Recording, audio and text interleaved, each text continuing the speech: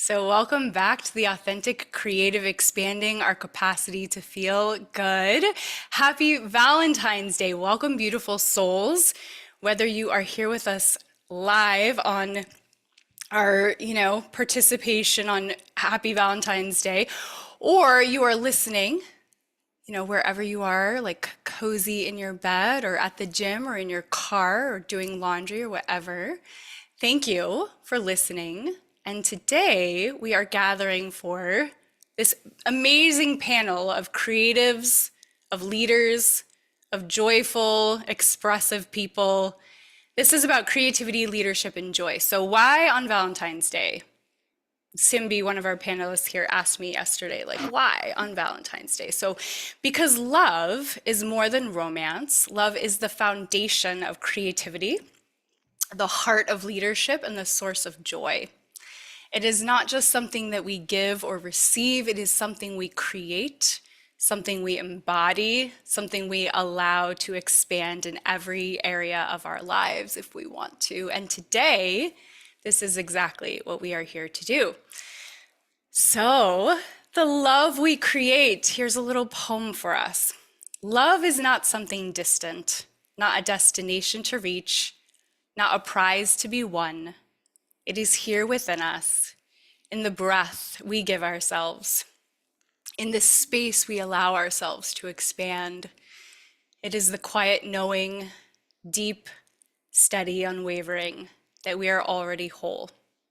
That creativity is not something we must chase, but something we allow to flow through us. That leadership is not something we wait to claim, but something we step into. First for ourselves, and then for those we are meant to serve.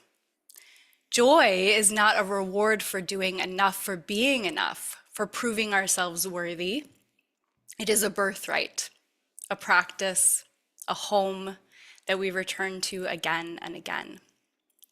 The most powerful version of you is not the one who waits for permission, but the one who dares to begin, to create, to lead, to love, to expand into more than you thought possible. So as we open this space together, give yourself a breath. Inhale possibility, exhale hesitation. Stepping fully into this moment. You are here, you are ready. And the more we share this love, this truth, this light, the more it grows.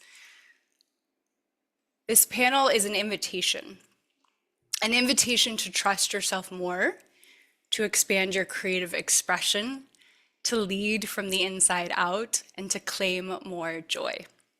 So let's ask ourselves, what does it feel like to fully love and accept ourselves? Does it feel like an exhale? The kind that softens everything inside of us, reminding us we don't have to prove or perform, just be. Is it warmth spreading through our chest, the quiet knowing that we are whole exactly as we are, moving through life with ease, trusting our choices, speaking our truth without shrinking? Is it allowing joy, abundance, and success to flow in because we no longer question if we deserve it? And when we stand in this love, what do we believe? What do we know? What do we remember? We know our power, our voice is our magic. We trust that the right people and opportunities and abundance are drawn to us when we move with alignment and authenticity. We know confidence isn't about perfection. It's about showing up and honoring all parts of ourselves, even the ones that are still unfolding. We radiate joy, ease, and purpose, knowing that the more we honor our truth, the more we inspire others to do the same. We are limitless, and because we know it, we are. So as we begin this conversation, give yourself a breath, inhaling possibility, exhaling anything that has been weighing you down. Here you are. Enough. Your leadership, your creativity, your joy. They are already within you.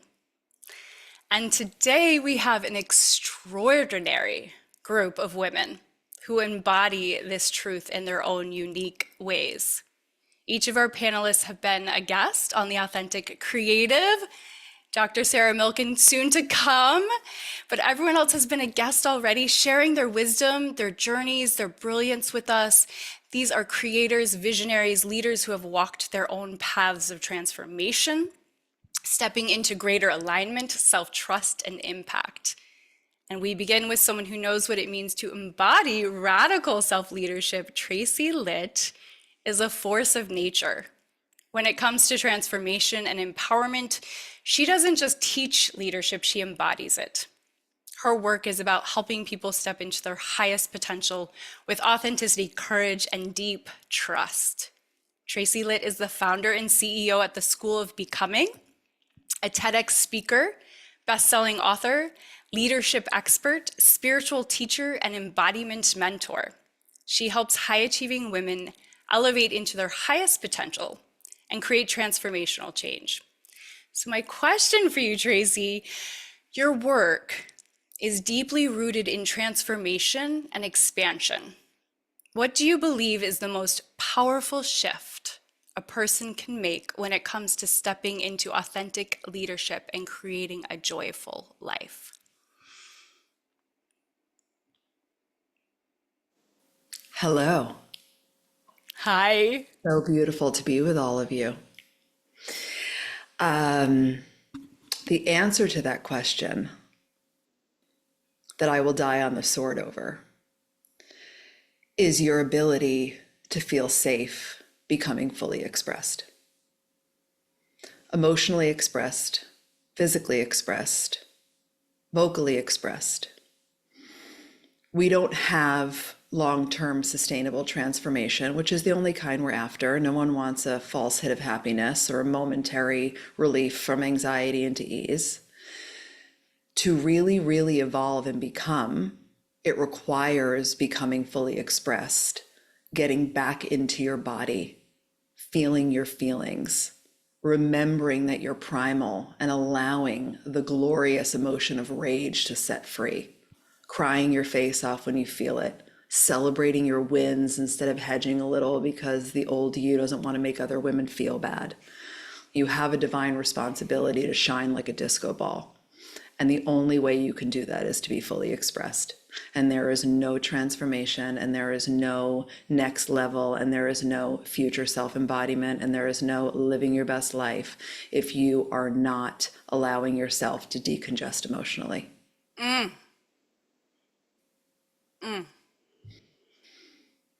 It's so gorgeous. Thank you, Tracy. Thank you.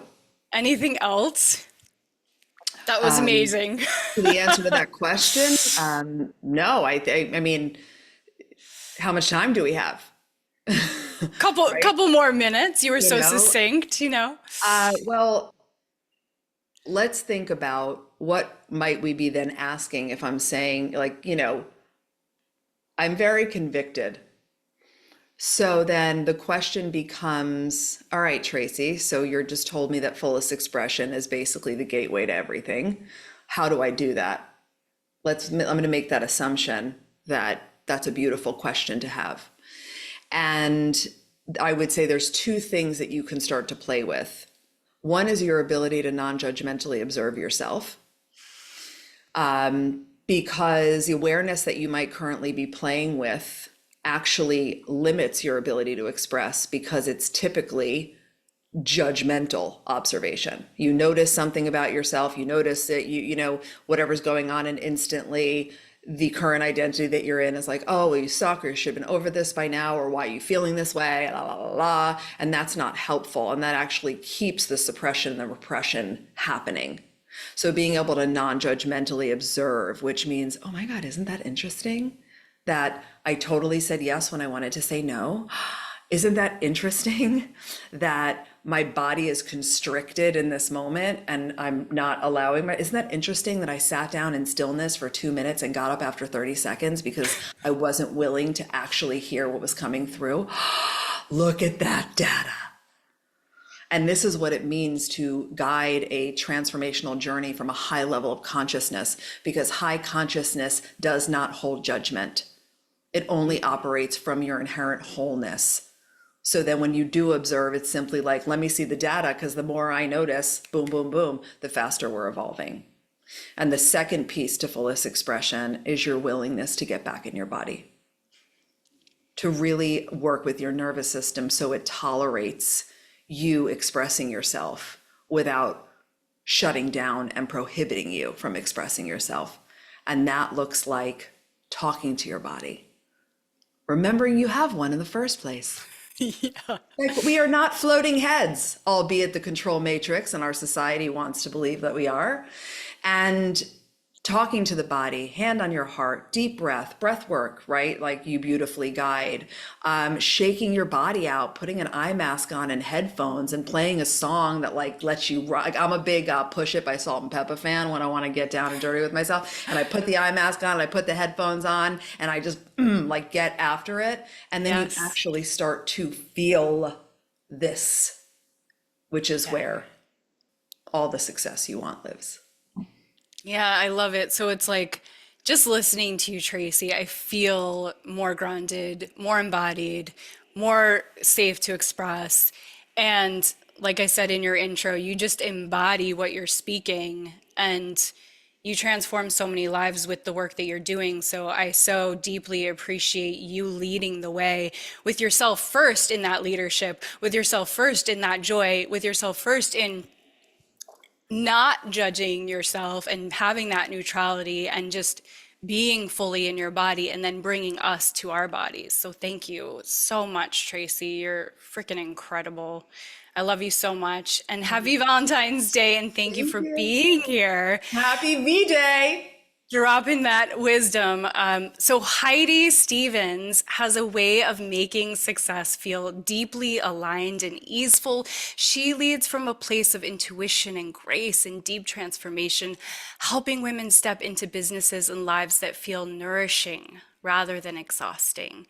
Heidi is a domestic CEO, homesteader, and a spiritual guide for women leaning into slow living and deeper transformation. So my question for you, Heidi, is you talk about feminine leadership and building a business that feels aligned rather than exhausting. So how can we as creatives, as leaders, start to shift or continue to shift from hustle to flow and still create massive success?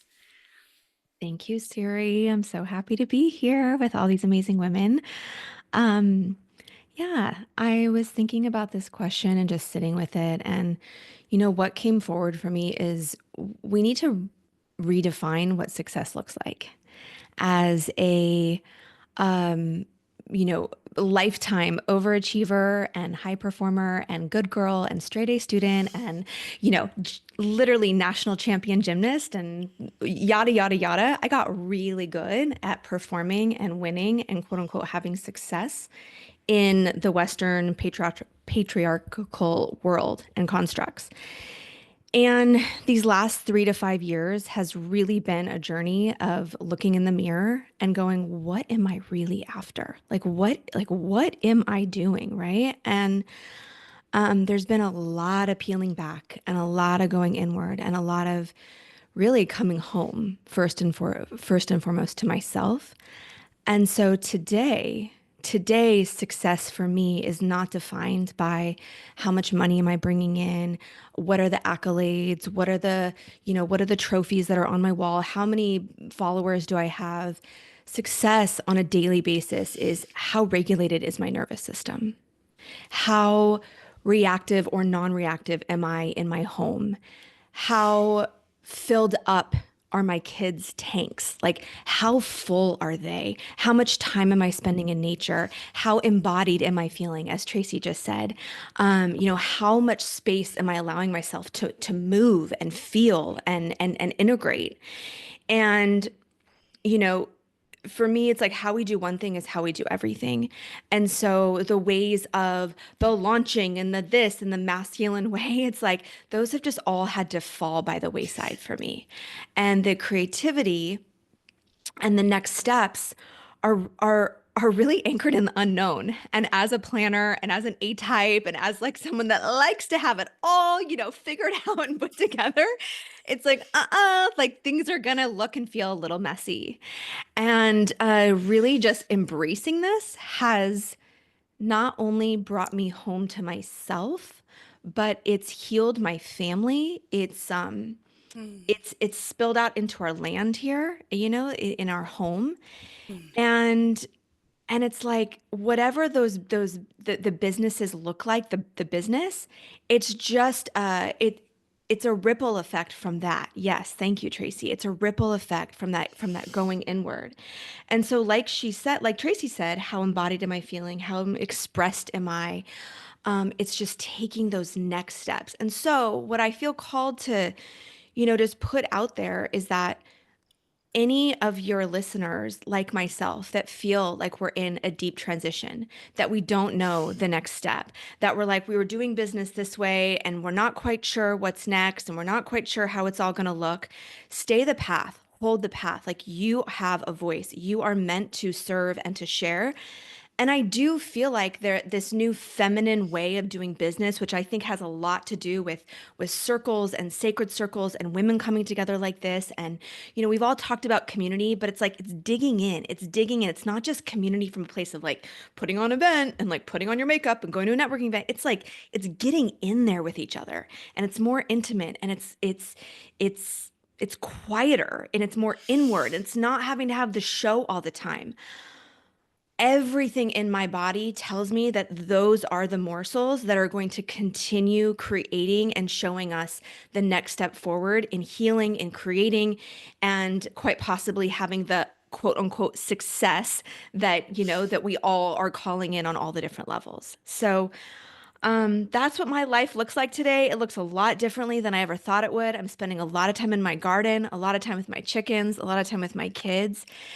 And I can honestly say that I am more filled up, and more whole. And the self love is literally oozing from within that I think I've looked my whole life for. So for that, I'm deeply grateful. oh my God, Heidi. Oh man. Oh, we feel it. Oh, I these do too. women. Damn. Damn. I just can't wait to sit in my bathtub and listen back to this and like soak it in. Heidi, thank you for embodying the life, walking the walk, just like with Tracy. Like being the slow life suits you. Yeah, like getting in your garden. I love watching your Instagram, like seeing you in your Thank you. garden and seeing it flourish and seeing how excited you are about the lemons and the vegetables and people coming over and you sharing what you create from love. It's just, it's absolutely beautiful. And I think we can all take a page from that. I love the part about you that you said about like how we react to our kids. Like that's, how we show up there in our home. That's everything, like how we're showing up in our lives and not just like we're one person when we're at work and then we're someone else at home, like really having that through line of embodiment and slowing down in patience and love. It's really inspiring. Thank you Thank so you. much. You're so welcome.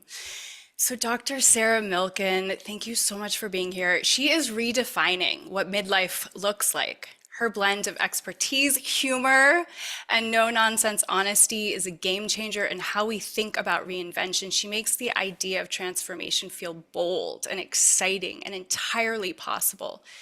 She's a midlife podcaster, a speaker, and Instagram personality. She went from being a stay-at-home mom with a PhD to reshaping how midlife is viewed through humor, expertise, and real talk. She is the host of the Flexible Neurotic podcast, where she helps women embrace curiosity, take action, and reinvent their lives. So, Sarah, midlife is often seen as a time of pause, of perhaps a time of limitation. Yet you have redefined it as a time of expansion and reinvention. So, what advice would you give someone who maybe feels a little bit stuck or a lot stuck in their creative or leadership journey and is ready for a bold second act? Well, hello. Happy Valentine's Day to everyone. Thank you so much for having me. I mean, look, there's so many answers to that question, but speaking from the heart and speaking truthfully, as I so do to the pain, I think, of my children who are like, TMI, please save it. Don't tell any more about anything. I have a son in college and a daughter who's a senior in high school. So this whole Instagram, very public journey, they're like, what's happening here? For me, I think like you said, and like Heidi mentioned, I have always been a very performance driven person. And I had all of these check marks and I checked all my boxes. And they weren't boxes that were created by my parents, they were boxes that were created by me. I felt like, okay, I went to an Ivy League school, I got my PhD, I got married young, I married my high school sweetheart, I had kids, I checked all these boxes. And I always had this plan of being a career woman, and that's how I grew up. That's my mom is a CEO, and that's what my plan was. And then as soon as I had my first kid, I didn't want to leave. And my parents thought I was crazy and they were very judgmental about it. And they were like, what do you mean you're not going to go to work? So we got through all of that. And getting back to your question. So, as a woman who always wanted the career and the sort of shiny stars, I chose a different path for myself. And I chose the path of staying at home and being with my kids and, doing a little Groundhog Day, same day, every day, carpool, all the things. And I wouldn't trade it for the world. And I loved every single minute of it. But I have to say that, especially when I hit 45 years old, I was like, oh my God, I have an extreme case of the midlife itchies. I can't stay home for one more minute. I need to do something. I need to do something for me, but I can't even figure out what that is. And I think my message to women is you're not alone. Most of us, if we're human, feel itchy, whether it's at 30, 35, 40, 45, 50, whatever it is, it's going to come at a different time. And it doesn't matter if you're premenopausal, postmenopausal, none of that matters. It's when you feel the internal itch for something more. And it's not like the more of I want a new house, a new car. It's the more of, like all of you guys have mentioned, just feeling in yourself the embodiment of who you are as a person. And I think so many of us have put us ourselves on the side for careers and kids and all of these things. And then we get to this point that I call the midlife waiting room. And the midlife waiting room, it's comfortable. It's like the air conditioning's just enough so you're not sweating, and there's a few snacks on the side and you're just comfortable enough, and it's so easy to stay there, but it's really fucking boring too. And then you're like, oh my God, I have to get out of this midlife waiting room, but I don't know how to do it. And I think that that has been part of kind of the interest and success of my platform and my podcast, because I'm just speaking from the heart of like, hey, you guys, I was a stay at home mom for a million years with a dusty PhD. And here I am coming out on Instagram, and I've never even been on Facebook. And I'd never had an Instagram account. And I have no idea what I'm doing. And I've never done a podcast. And I'm scared, and I'm doing it anyway. And I'm doing it messy. And I'm not a person who's ever done anything messy. And so, my message for everyone listening is, messy is okay. And no one is coming to rescue you.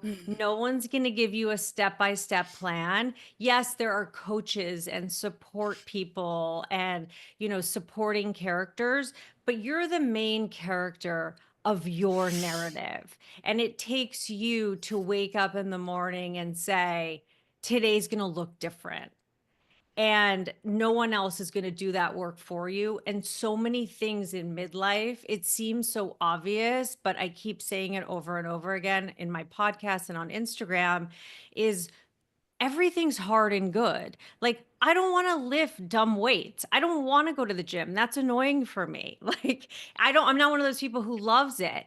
but it's hard and it's good. It's something that my body needs. I know that I need it as a perimenopausal woman. So I think that if we can sort of step back and recognize that we're not alone and that we're in this together, that I think that a platform, a community, anything that you can be a part of that makes you feel seen and heard is an amazing gift. Like how we are here today. We're all holding space for each other and creating moments of realness and connection.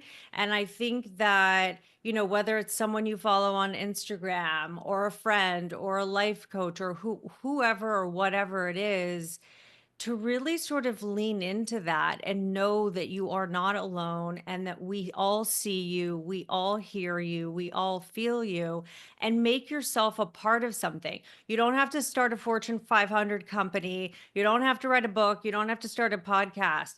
You can play mahjong, you can play pickleball, you can do cold plunges. It doesn't matter what it is. It's whatever your version is. Heidi's version is being a stay-at-home mom and gardening and, you know, those things. Whereas for someone else, maybe it is writing a book, but just finding those things that feel good to you without the judgment of others, because high school's over. We've already done all that.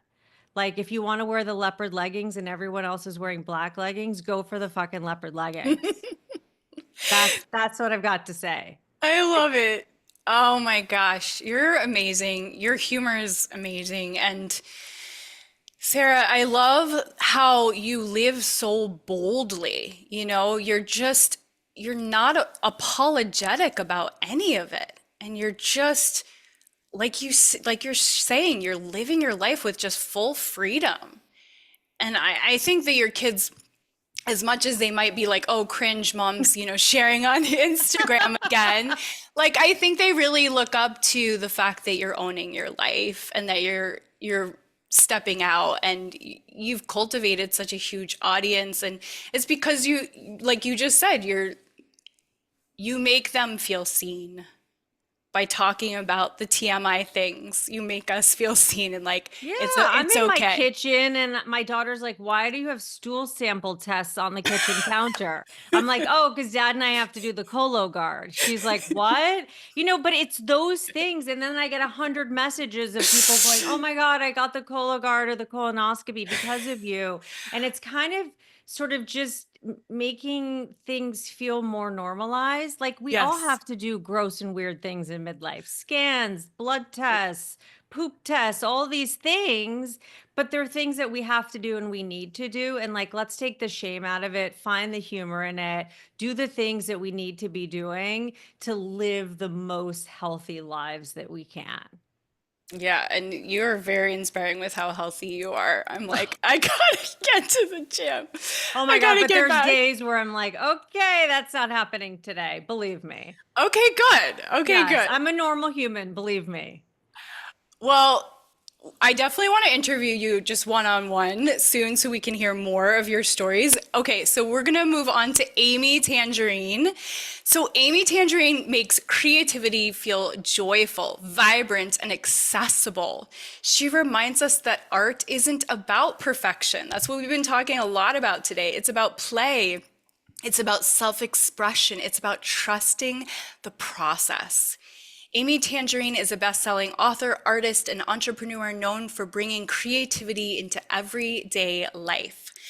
Amy, your work embodies joy in such a vibrant and tangible way. So how do you cultivate a sense of play in your creativity?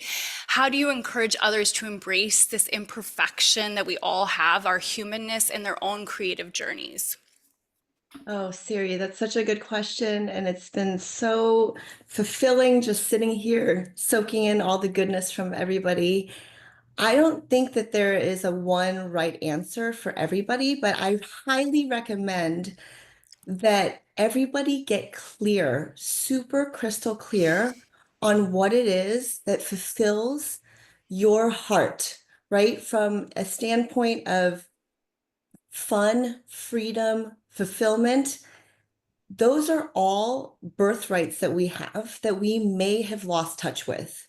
Mm. I am also in this beautiful midlife process. And when I really peel back the layers, I can reconnect to what brings me joy and authentically process it in a way that I didn't have access to before, because I had voices in my head telling me, no, you've got to do this in your 20s. You have to be accomplished by this age. You have to check all these boxes. And those were pressures that I put on myself, maybe from my ancestral trauma, maybe from my parents guiding the way the best that they could, maybe from me being an only child. But in whatever manner I was given this one opportunity to shine my brightest, I didn't feel so connected to it until my 40s, until I was a mom to two kids, who are 7 years apart for many reasons. One of them through a lot of losses and a lot of pain that I didn't experience in childhood. I feel very blessed to have had very few little t traumas. And then, here I am soaking my way through life and really feeling it fully and vibrantly in my 30s, but also experiencing massive high highs and really low lows. And so to bridge that gap where we live, right? This is our day to day. We don't stay up here all the time, even though I really wanted to. And I think that's why through creativity and art, I can alchemize that energy that I really want to sustain and bring in and soak up for myself, but then in hopes that the joy ripples out to others. I don't really see, it's funny because everybody else is like, oh my gosh, your life seems so fun and this and that and colorful and vibrant. And of course I feel that, but it's almost like the embodiment that I've created for my life was that way because I prioritized fun and things that brought me energy, not the things that drained me. And I feel very lucky to have had that gift of entrepreneurship that had taught me a lot of lessons when I was in my early 20s. And I believe that everybody can reconnect to that joy and that spirit that we have had maybe through childhood that wasn't fully expressed back then. That childlike wonder and awe and joy that we can lean towards and say, you know what would happen if I just let go a little bit? That is actually my biggest lesson that keeps repeating itself, is my ability to surrender and to let go creates more expansive space for the magic and wonder to come in. Yeah. Last year, my word of the year was magic. And I never allowed myself to fully believe that in surrendering to the unknown or the majestic could bring such beautiful gifts that I really had never imagined before. And it really holds true if you allow yourself to do that. And it's hard for us, right? I am a total control freak, recovering workaholic, all of those labels that I put on myself because deep down inside, I think that I just wanted to be and feel worthy. Yeah. And I think that we all have this ability to craft lives that we love wholly, vibrantly, fully.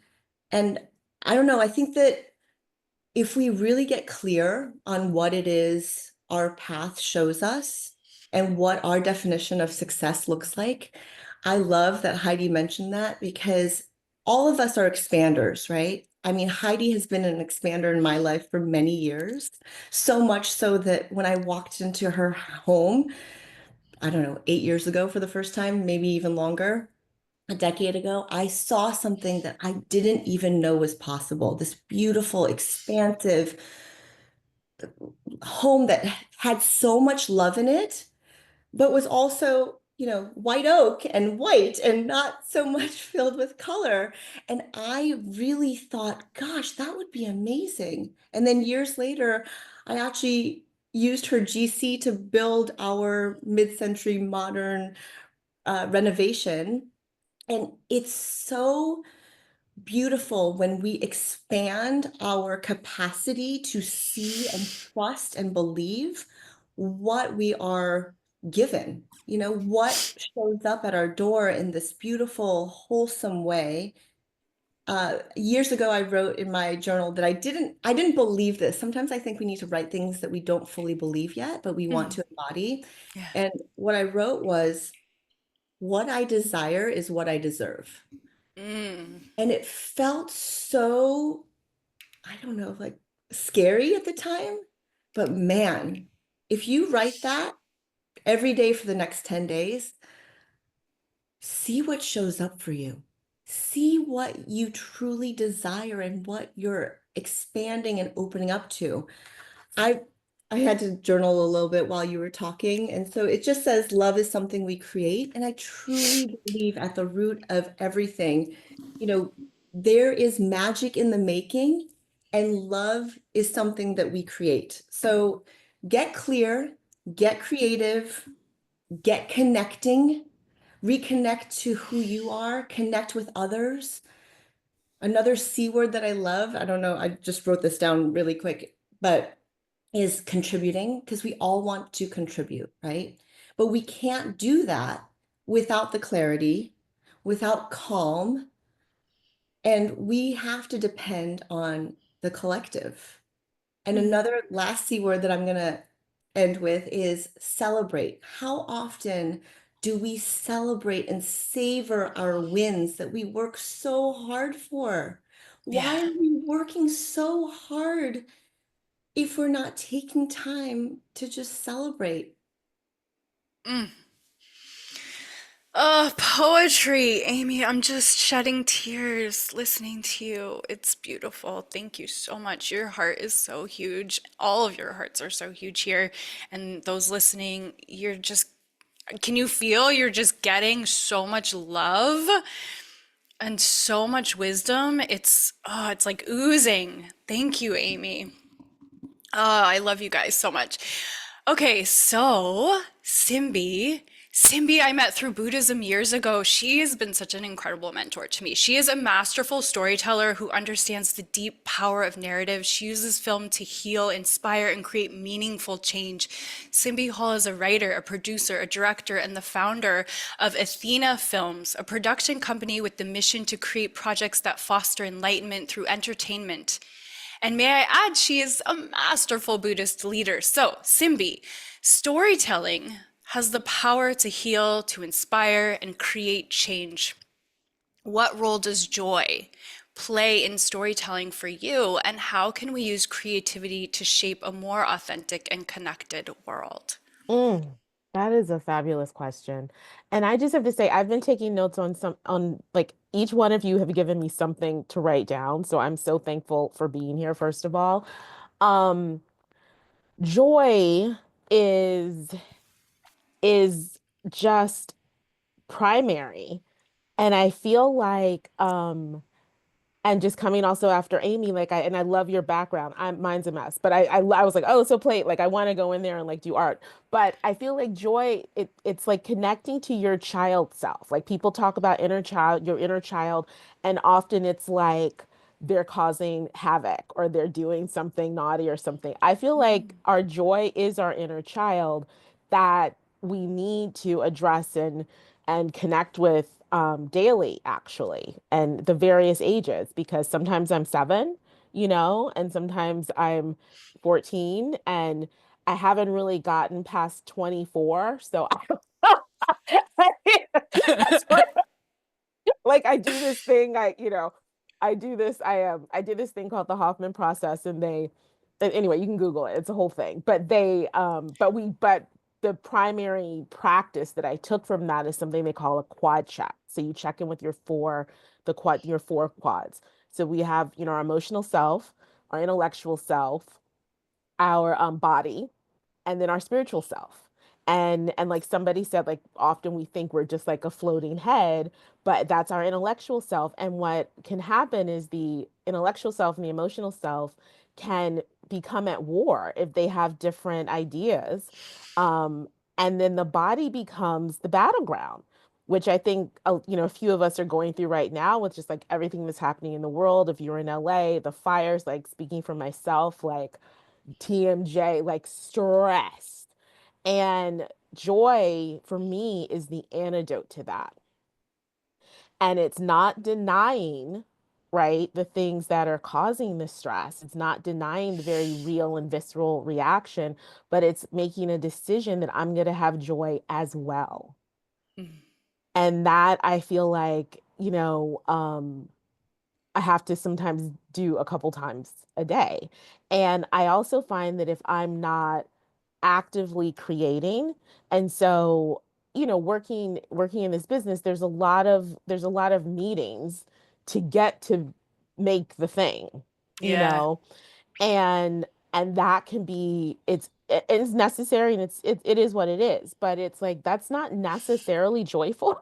And so and so I have to find ways to like make sure it's joyful, and while also knowing that I have to do that stuff, it's like the whole reason I got into any of this is to tell stories, and I really do feel like, story is what connects people's hearts. And I feel like that more than anything is what we all need to be figuring out how to do with each other.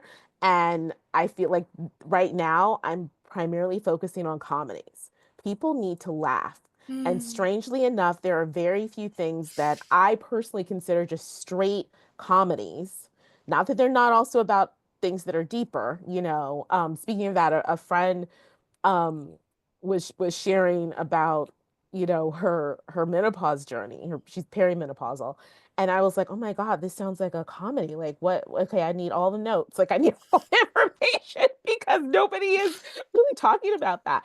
But I think that there's humor in everything, and when we can find the lightness in it, we can find the joy, and we can find the connection. And I don't know how long I've been talking. I feel like I'm rambling, You're so great. No, you got yeah. like a minute. Whatever else you Okay. want to share. So I would just also share having that, like, as Siri mentioned, we met through Buddhism, which is my, definitely like my anchor, is having some anchor, whatever it is for you that lets you remind yourself who you are, which, and then again back to what I was saying about the four, the quadrinity, is the spiritual self needs to be the team leader. And Mm. so it's being able to check in and say, all right, little Simbi or inner child or whatever age I might be that day, emotional self, what do you need? All right, we're going to get that taken care of. Body, what do you need? Yes, absolutely. Intellect, I hear you. What do you need? Yes, you're right. They like to hear, you're right. And then and the spiritual team leader comes in and like, produces it all, like wrangles it all and makes sure that all the needs are met and we're moving forward with the primary goal. And so it's like whoever was talking about like getting clear about what do you want.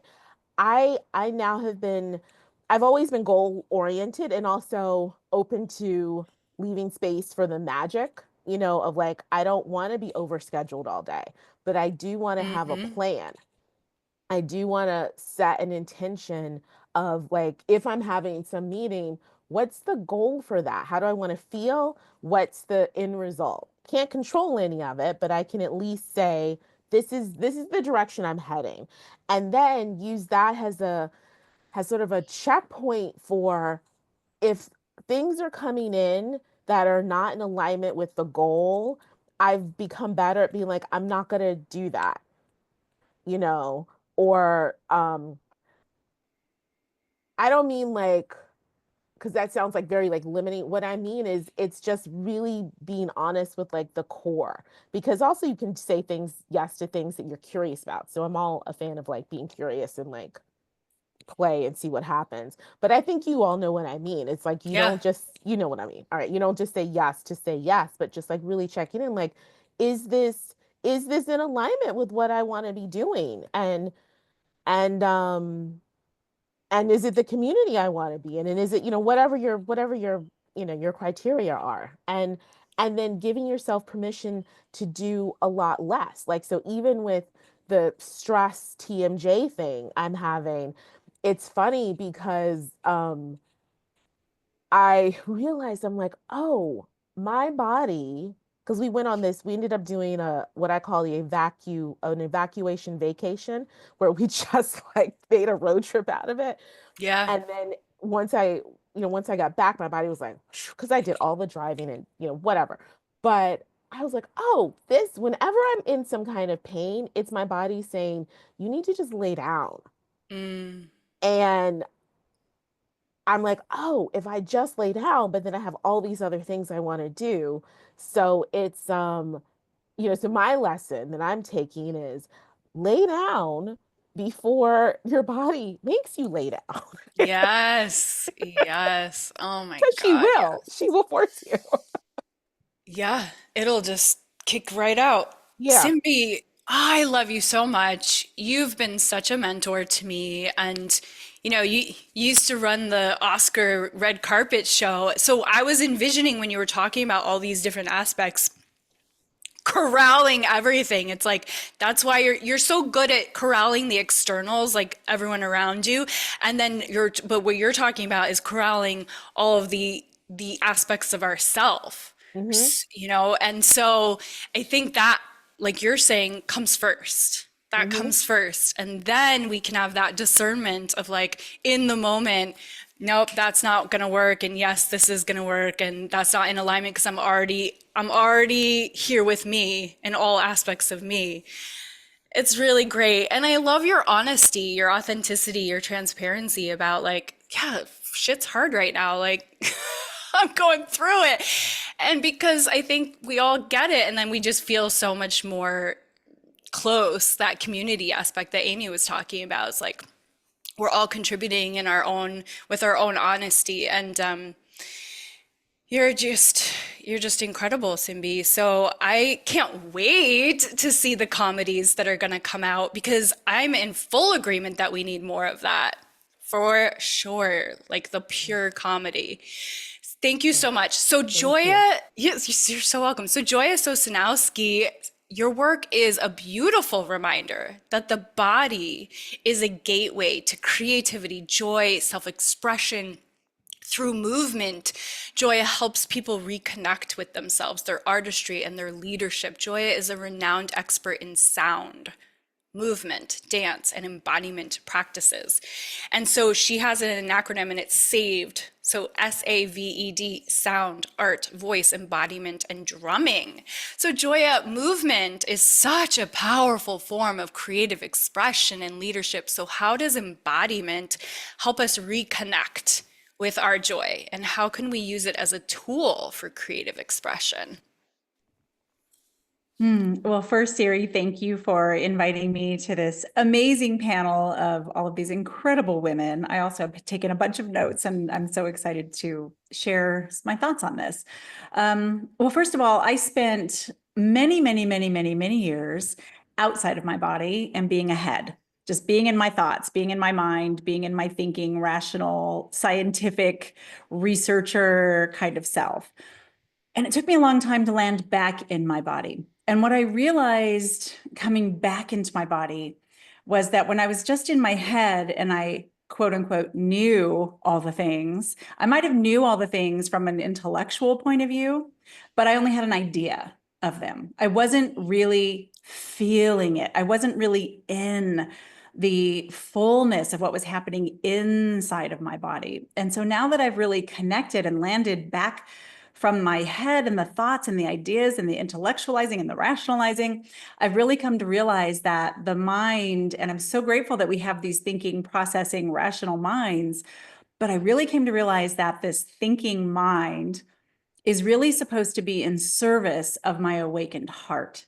And that when my heart is awakened and I'm living from that place, that it creates such different experiences. And Simbi, I was also a Buddhist for a long time, and the metta prayer was really what transformed my consciousness. That was really the first path that transformed my consciousness, and going through mindful self-compassion training. After I had done mindfulness-based stress reduction training, I went through mindful self-compassion training. And that was the first time that this idea landed on me that I could give myself the love that I didn't receive as a child.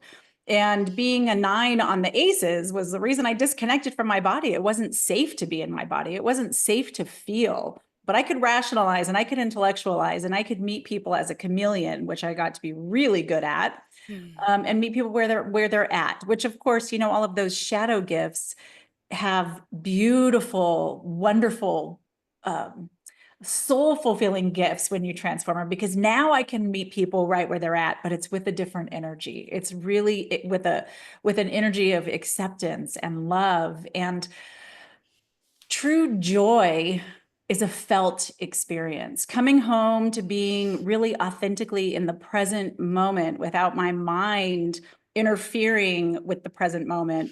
And when it does, I'll be like, oh, well, now I notice that I'm noticing how present I am. So now I'm no longer present because I'm just noticing I'm present versus being in the presence. And so when I really feel like through any of these embodiment practices, these artistic expression practices, that it's really practice. So I'm opening a new temple space next month. I'm in construction process right now. I'm so excited. And the whole thing is to come in. It's only for women, sorry, men, because there's a different safety net in women being together, that we feel like we don't need to perform. We don't need to put on our whatever act we put on around men. And I notice those things when men are present, that there's just an energy that changes. And it's not anything on the men. It's just our conditioned behaviors. And so through the acronym of SOUND, which is taking people through sound journeys, I really believe in sending people on these sonic journeys of deep embodiment, dropping deep in. Art, of course, Amy knows, expressive art. I'm like, there's no wrong way to do art. If you hate what you do, throw it away. Just don't judge it while you're doing it. It's really, you're doing it for the process. Voice, oh my gosh. I really know, and with all of my heart and soul and all of the vocal and voice training, and I'm not a singer. I am not a singer. And I always tell people, like, I can't sing. I'm afraid to sing. That this isn't singing because it's not performing. You're using your voice. You're learning how to drop into your body. And there's a different voice that if you're up here, you're talking from your head and I'm talking from my thoughts, versus dropping in and I'm talking from my heart and I'm speaking from my womb. Sometimes I could feel my voice just drop way down, that we're embodying our voice. And I really know that to the extent that you say you hate your voice, there's a direct correlation to how you actually feel about your own worthiness, because your voice is your vibrational signature. And I used to, once upon a time, always say I hate my voice. And so to go on Instagram and pull out my drum and I'm going to sing a song. I'm like, if you would have said I would have did that 3 years ago, I'm like, you're crazy. I'm never doing that. So your voice, embodiment. So I created this process called Soul Luminous, which is a 6-stage process that actually kind of combines all of these elements into one movement meditation practice, because it's all about being in our body. And then drumming, of course, because I just freaking love drumming. And also, you know, there's so much science also that backs up all of these things. And so my researcher nerdy side is like, oh, well, this is working. This is dropping me in my body. I'm experiencing profound healing, like real healing, because I'm in my body. And so that's what I really want to share too, is that, you know, on the healing journey, on this awakening journey, our body, and I wish somebody had told me this years and years ago, so I didn't waste so much time, money, energy trying to heal myself through my mindset only, that the body is the unconscious mind. The body has stored everything that's ever happened to you. Every memory is stored inside of the body, and that we can free it and transform it and repattern our body. We can literally reprogram it, having fun doing it. It doesn't have to be heavy. It doesn't have to be deep. And that's not to say that when you're in these processes that energies don't stir up that want release, because of course they do. And it's you know, my space is a safe place to scream, to cry, to grieve, to have the snot covered face while you're in process of what's coming up. And the important thing though, is to not tell yourself a story about it, that it's just the energy that wants to be freed, that we do, you know, those grief experiences, those painful experiences that we've had all sit inside of us waiting to be expressed. They don't go away. They're waiting to be expressed. And so we can do that through so many different mediums. Those happen to be my 5 favorite mediums. And then, of course, getting into nature. I think that's the easiest thing, like the slowing down, the moving at the pace of nature, going slow, sitting by a river and putting my feet in it just to listen to the water and listen to the birds and feel that presence. And also just noticing that as the water goes by, that's time. I'm like, that is time right there. I'm watching time and getting this sense of there's no now. There's just now, now, now, now, now. But there's no solid now. There's no solid self. And so we're not our stories. We're who we want to be. We're who we create ourselves to be. And I agree that leading with my spiritual self has opened the door to all of my freedom beyond anything I ever could have possibly imagined was possible. Oh, Joya, I really just wish I could have another hour to ask you more questions, even though I've interviewed you already, because your story is very transformative and beautiful. And, you were touching upon like basically how all the trauma that you went through, and now you're free, and the way that you've freed yourself, and now because you've freed yourself in every aspect on all levels, through the body, through the voice, through the drumming, through the dancing, through art, through creativity, you're doing this for us, for the women here, the women listening. And it's a gorgeous trajectory. And so thank you for being on your mission, and for sharing that mission with so many women. And everything you said, I'm like, yep, that's totally what I love doing. Just all of it. It's so beautiful. Thank you, Joya. Thank you, Siri. You're so welcome. And Celeste Chiam is a visionary, musician, educator, and creativity coach, empowering people to embrace their artists within and inner wisdom. She helps others bring forth their deepest knowing and inspires them to elevate their creative and leadership potential. So Celeste, intuition is such a powerful tool in both creativity and leadership. How do we learn to trust our inner knowing more and use it as a compass for creating and leading from a place of authenticity? Hi, everyone. Hi, Siri. Thank you so much for this wonderful panel. First of all, I have to say, I'm so honored to be a part of this beautiful, meaningful talk today, and being a witness of actually, we're connected through Buddhism, and you mentioned Simba as well. And there's a concept called cherry plum, peach, and damson, where our mentor, mentioned that every one of us has this unique characteristic, and that we are all illuminating and manifesting our true nature in all different unique manners. So today I just witnessed that, because I can hear the underlying theme of where we're all getting to, which is our truly fully expressed self. In Buddhism, it's called Buddha nature, and there's so many names, right? Artists within all of that. And for me, same as Simbi and yourself, the spiritual way is where I anchor in and really tap into that intuition and creativity. And I'm also very honored and privileged to have the tool of music and dance. And Joya, when you were saying body, I'm just like 100% yes. In fact, every single thing that everybody said today, I can say a full 100% yes, that I relate to it.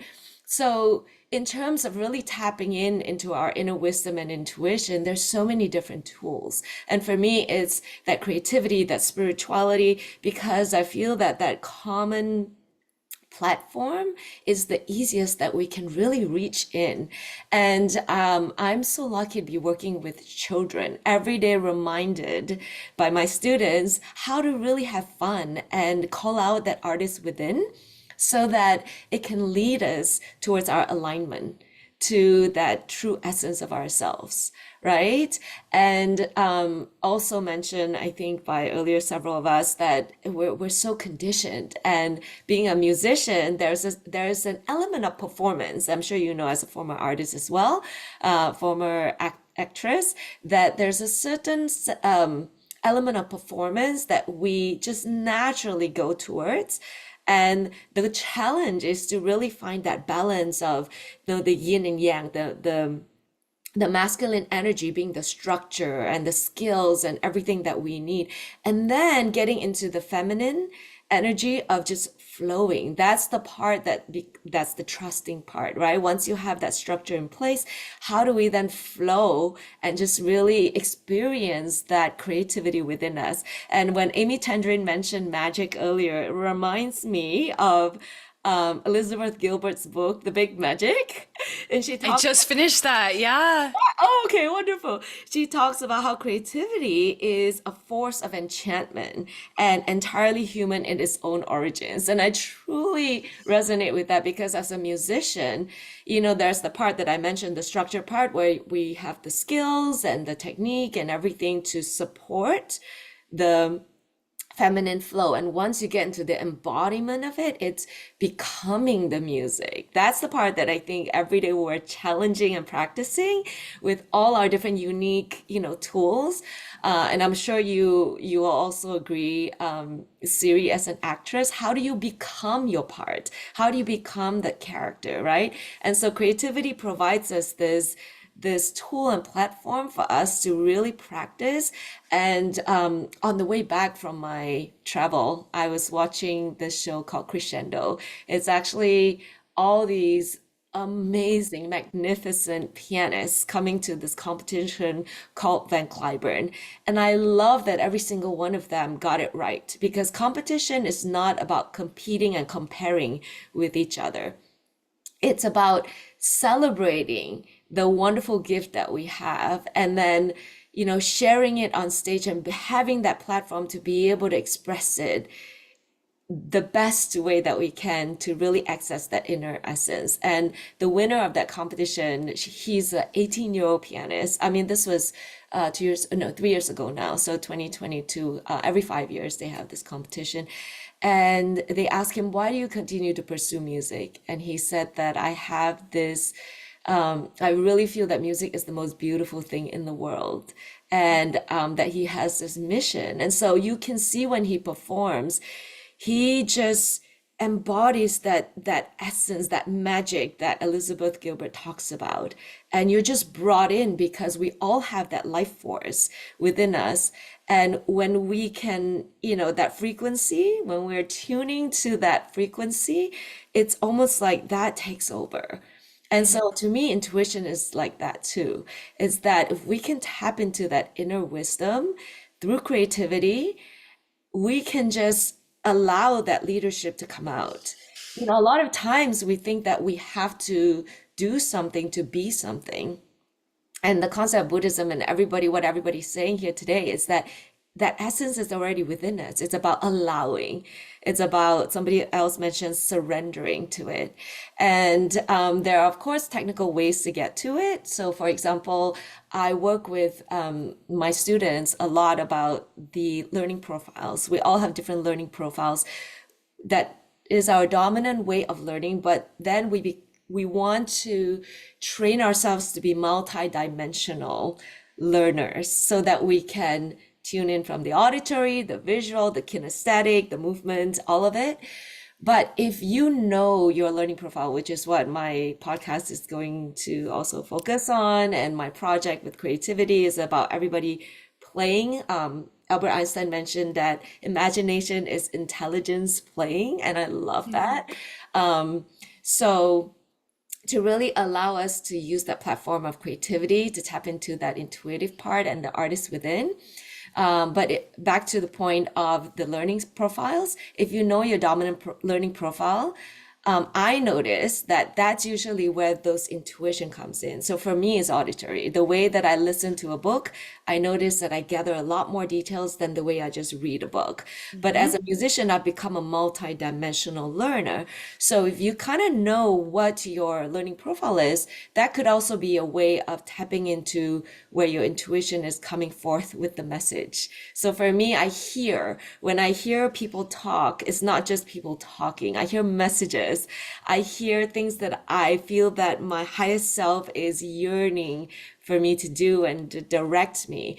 So the leadership part is all about really allowing that inner essence to lead us. And for me, my anchor is Buddhism and creativity. For all of us, we have different ways of that. So becoming more aware of that inner voice, wherever you hear, whether it's hearing, whether you see it somewhere, or your body sense something, to really pay attention, right? And some people will say, oh, it's the little whispers. Some people will say, oh, it's the inspiration I see from the art. And some people will say, you know, it's the movement that I feel in my body. So whatever it is for each one of you, I feel that if we learn how to really tap into it and then find that balance between the yin and yang, where, you know, we want to learn, you know, all the different structures and the tools and the skills that facilitate that flow, that feminine flow and the artist flow, then I feel that we are truly going to be experiencing the best life, because it'll be coming from that true essence that's within us. Celeste, just like with all the other women, you embody, you exude everything you're sharing. You're not just talking about it. I feel that flow. I feel the intuition. I feel the awareness of all the senses of how things come through. I love that. That is what I teach in Akashic Record reading, is like how these various ways that we perceive. It's fascinating. Thank you so much. Your life force is so strong, and it's always this way. That's another question for another day, but I know chanting is one of the basics, and you talked about it. You referenced everything, you know, about the leadership and the creativity and the joy, and so thank you, Celeste, for, you know, really breaking it down in such a fascinating, interesting way.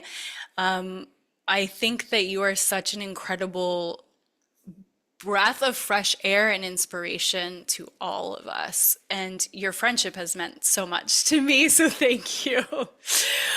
Okay, so Anna K. Morris has a gift for helping women build success in a way that honors who they truly are. She proves that alignment, self-love, and joy are the foundation of long-term success. She is a business and mindset mentor guiding women through self-discovery and empowerment into self-love. Anna, you help women create success in a way that aligns with who they truly are. What are some of the biggest mindset shifts we can make to cultivate both joy and sustainable success in our lives and our business?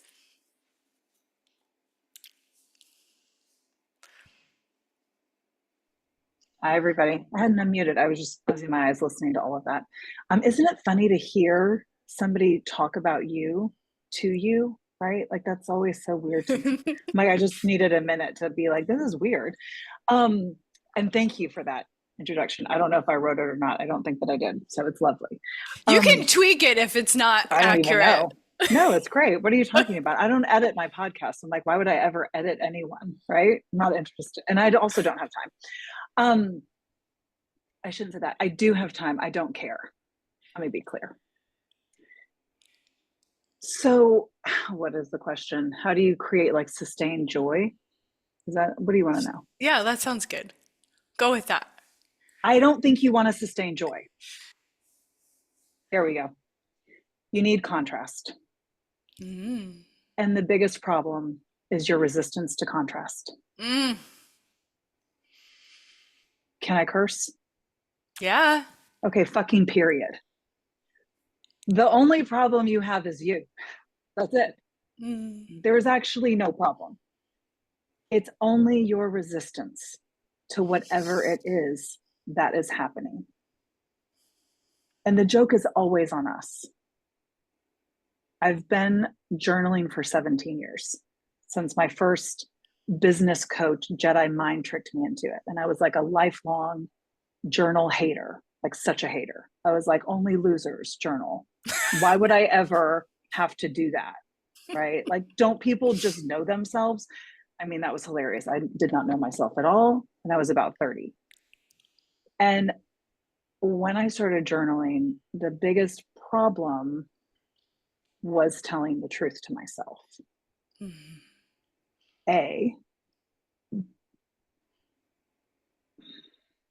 And having to see it. Right? It's not like my mom always says to me, she will not journal, by the way. Oh, I figure I do it in my walk. I'm like, yeah, but you don't see it when you walk. And it's very different when you write down, I hate my life. Mhm. It's very different when you write down, what was I thinking having these kids? Right? It's really different when you tell the truth and you can see it in front of you. So I think the key to sustained joy is knowing yourself and telling the truth, even when the truth makes you feel like the worst person in the world and like it might actually swallow you up and kill you. Mhm. And your willingness to look at how judgmental you are, Mhm. how narcissistic you are, how egotistical you are, how self-absorbed, all of that, like how great to like have 40, I mean, I journal and coach people to journal for 45 minutes every day. So if you think you're a narcissist, this is great for you, right? Because I'm giving you permission to go do it. Willingness, write it down, is where I have found my greatest joy. And it's what I see with everybody that I work with, most especially my clients who are work with me for years and won't journal, and they just start to journal. And then they're like, oh, that's what you were talking about. I'm like, right. Because it doesn't have to do with your gender, your socioeconomics, your color, your age. It makes no difference. What you are writing is a coming home to yourself. That lots of stuff is in the way of our conditioning, our families, our stories, all of that.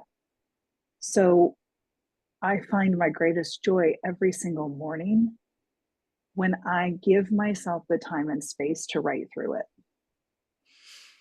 Long enough to write through all of the bullshit that's not true, to that little, like what I call the nectar inside of us, the divinity, the God, the whisper, whatever.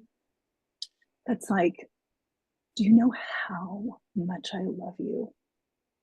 Do you know you could never get it wrong? Mm.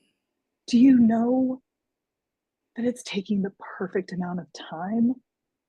That that person who has been upsetting you, I placed in your life to help you. Can you see that, my sweet girl? Mhm.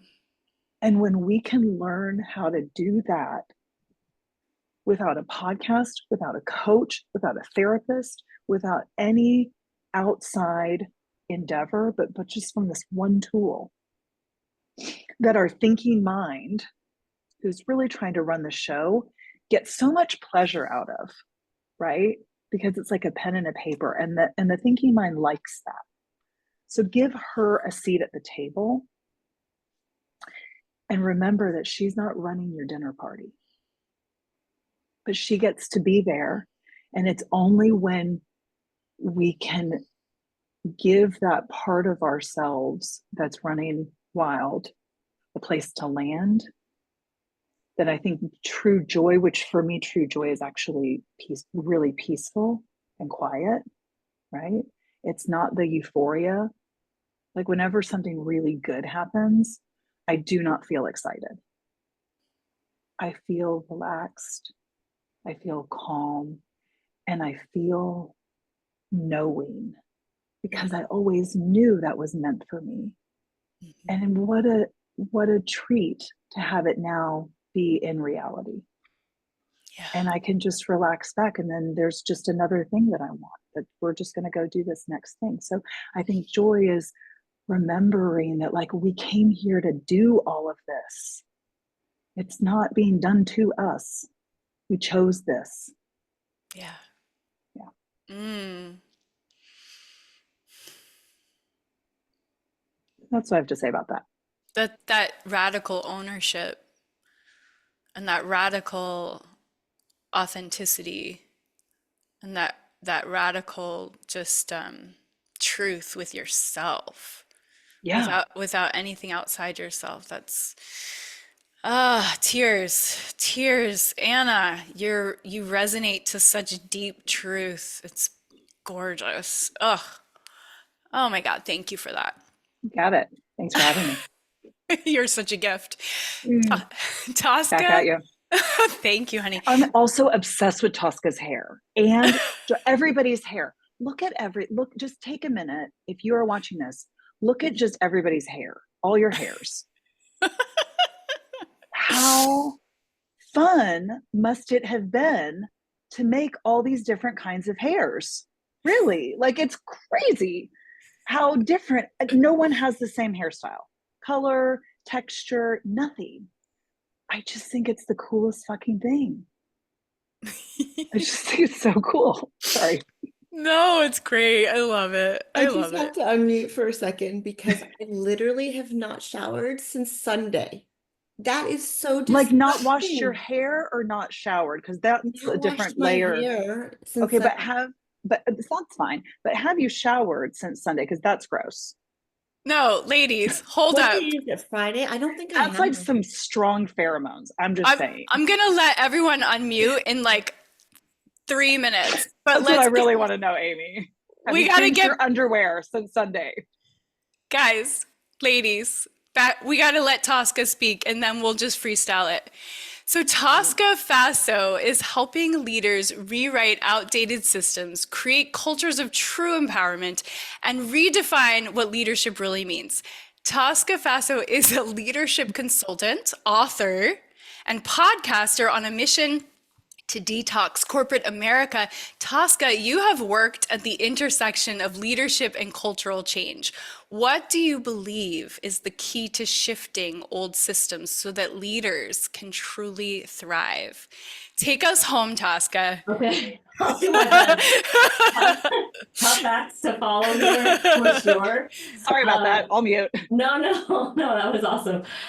On the surface, I know we all do really different things here, but I've heard so many of the same underlying themes: joy, curiosity, messiness, humor, even letting go and surrender. And believe it or not, even though most of my work is in corporate America, I talk about those things too. It feels like a mismatch on the surface, but as Siri said, if my mission is to help leaders be more authentically themselves, to fix what's wrong with corporate America so that work doesn't suck for employees, we have to do things differently. So much of what I teach is perfectionism isn't just a pursuit you'll never win. It's actually cruel and impossible. And so when you're a manager, people on your team, they will make mistakes. They're going to. They will let you down. They will misunderstand an assignment. They'll fall short. And so will you. So the question is then, what do we do with that as leaders? Do we live in fear of that happening? Do we create and build shame around that? And unfortunately, the answer is often yes. And that's where my approach differs. And what I teach is creating an environment of curiosity and exploration so that mistakes are something that you look for and that can accelerate people growing and can bring us all together and can give us bravery and even help us become better together. And so if you model that combination of bravery and honesty as a leader and say, hey, I've never done this before, but I know it's okay to be uncomfortable. I have to be uncomfortable to grow. And I'm going to ask questions and I'm going to trust you and we will all do this together. And that's how we support each other and how we figure out whose strengths on the team can complement someone else's growth at a certain time. And I'll just give a quick example. I had a junior team member who had just gotten out of a master's program, and she had given this amazing presentation the week before in front of the room, a 24-year-old on Wall Street, just, bang up job. And then a week later, she's running this tiny little session all by herself, and she's totally paralyzed, tongue-tied, can't get through. And I had to step in and like fix it. And I thought, what the heck is going on there? I mean, objectively, you could say if you were that kind of like fearful leader, she did a terrible job pulling her off the project. But instead, I came with it curiosity, and I just asked her, why? What happened? What happened today? I saw you do this last week, and you were amazing. What happened today? And the answer was that she had learned a certain thing in her academic program that was very scientific and accurate, and ours was much, more organic and natural. And she thought that it was wrong, and so she froze, and she thought, I'm going to be in trouble. I'm doing this wrong. And I realized, oh, I had an assumption that she knew we didn't have to do that, and she assumed she did have to do that. And once we cleared that up, she was completely free. She was forever incredible. But what if I had just said, that interview sucked, do it better next time?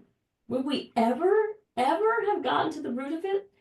I don't think so. And so what I teach is that my team's failing and my failings are all of ours together. And there's nothing wrong with it. And we're learning and we support each other. And if we don't believe we have those resources and support right there within ourselves, and we can't get through anything together, I mean, what are we doing? If we don't think that there's really anything over the course of the day we can't recover from, that's really where the real power and transformation and joy as a leader for me and for the people that I work with, we believe that's where that happens. Mm. It's really like bringing that humanity and that compassion and that curiosity into the structures that we're not just going to cancel someone because they did something wrong and we messed up or you messed up. It's like, let's find the root. Let's get curious. Let's find the compassion. Let's have a conversation. Let's have a dialogue. Like, figure it out together. I love that because, yeah, I mean, you're taking something and someone that's so, has so much potential and talent and giving them the opportunity to continue to thrive, just like you would with a child. If you're a leader, it's really important for us ourselves to have that compassion, but then to give that compassion to the other people that we want to see them rise. I love the compassionate role model of that leadership and the way that you're changing the structure and showing us how to change the old structures, Tosca. It's amazing. Yeah, that's incredible. So I just want to say as we close, and then we're gonna allow for you guys to just chat and share. But as we close this kind of more formal part of the presentation of us all sharing here, let's just take a moment to honor the wisdom, the creativity, and the truth that has been shared today. Each voice in this space has been a reflection of love in motion, a reminder that leadership is heart-driven, creativity is limitless, and joy is a choice that we get to make. May we carry this energy forward, embracing our full selves, trusting our path, and leading with the kind of love that expands and inspires. The conversation does not end here. It lives on in the way that we continue to show up, that we continue to create, and that we continue to connect in our communities and with ourselves. So with so much deep gratitude, thank you all so much for being here. I love you, and I have a little poem. Love is not something outside of us, waiting to be found, waiting to arrive. It is the breath we take in, the space we give ourselves to expand. It is the knowing, deep, steady, unwavering, that we do not have to earn our belonging, that joy is not a prize for perfection, but a practice, a birthright, a home. To love ourselves fully is to walk unburdened, to trust the voice within, to move with the quiet certainty that we are already enough. The most radiant version of you is not the one who has it all figured out, but the one who dares to show up anyway, to speak, to create, to lead with an open heart. So as we close this space, give yourself one more breath. Feel the warmth, the power, the ease of being you. Carry this love with you, not fleeting, but endless, something that has always and will always be yours. And the more we share this love, the more it gets to expand. Thank you, ladies, you goddesses of light. You are such an inspiration in your own beautiful, unique ways. Thank you, audience, for listening, for tuning in, for soaking this in. There's going to be in the show notes everybody's information. So if you have questions, you want to reach out, you're interested in people's programs or whatever they're offering, you want to follow them on Instagram, it's all going to be there for you. So please like dive into their worlds because they're all amazing women with so much to share. And now I just want to open it up for anything you guys want to cross, share, and have fun with about that came up for you during the conversation. And if you need to go, totally respect your time and hop off if you need to hop off. I wanted, I feel like I wish I'd said this earlier, like when we were talking, but it hit me with the idea with actually with what you were saying, Anna, because I was thinking about too, like joy isn't static and it isn't like a goal to be there. Like, and we talk about this as well in Buddhism. It's like Buddhahood, we talk about being in the orbit of Buddhahood. It is not a destination that you're at this point. And um a guidance I received once was talking about how like you climb up the mountain and then you get there, right? And then you look out and what do you see? More mountains. Yep. And Every time. and then and there's a deeper parable. I won't make it a Buddhist lecture, but I actually, had the incredible deep good fortune to meet our mentor, our sensei, and he was explaining that and he was talking about how then you go back down and then you share whatever it is you've learned and you bring more people up the mountain and then you're up at the mountain and then somebody else who was like a good dad to me and that's also a Buddhist who passed away was Wayne Shorter, who's a musician that Siri knows as well. And he talked about how when you get to the mountain, when you're on the peak, there's not a lot of room up there, right? Because you're at the peak of a mountain and the air is very thin. You're not meant to stay at the peak. And so I think even just like maybe at the end of this now redefining joy, like what do we think joy is? Because it isn't just that peak moment, right? It's like when you work out, you get that flood of endorphins because you've done something hard for you. And that's fun too if you're doing the right exercise. It should all be fun, right? You know what I mean? So I was just thinking like, oh, it might just be good to like reframe, our idea of joy because it isn't getting the thing. Like in Buddhism, we say it's not the thing you're chasing, it's the whole it's the whole process and it's transforming your belief system. When you transform the inside, the exterior is different because now you have another mission, So I don't know. I just was thinking about the mountaintops and how like to be excited about mountain climbing or rather than like making base camp at the peak. So I love that, Simbi. I love that. I call my breathwork mountain breathwork. That's amazing. Yeah, I love that. That's, the air is thin, you're at the top, there's not a lot of room, and you look over and there's more mountains. Yeah. That's so Cindy, I am married to somebody who loves hiking and I do not. I'm like an alpine meadow walker with like cows in Switzerland, like with the bells. I like want that. And we go hiking in the Dolomites and he's like wanting to like do this stuff. And I'm like, but there's this restaurant here. And there's like what are Aperol spritzes at the time I drank. So Aperol spritzes and schnitzel, right? Like the best, it's like the best of Italy and the best of Germany with like a strudel for dessert. And I'm like, can we just stay here? Like, why? We just worked so hard. Like, I just wanted to stay there. But he like wants to go and then look at this amazing view. And then you see the view. It's like an orgasm. Nobody fucking wants to stay in the constant orgasm. That's exhausting. It's exhausting if you just keep coming again and again. I mean, yeah, sometimes.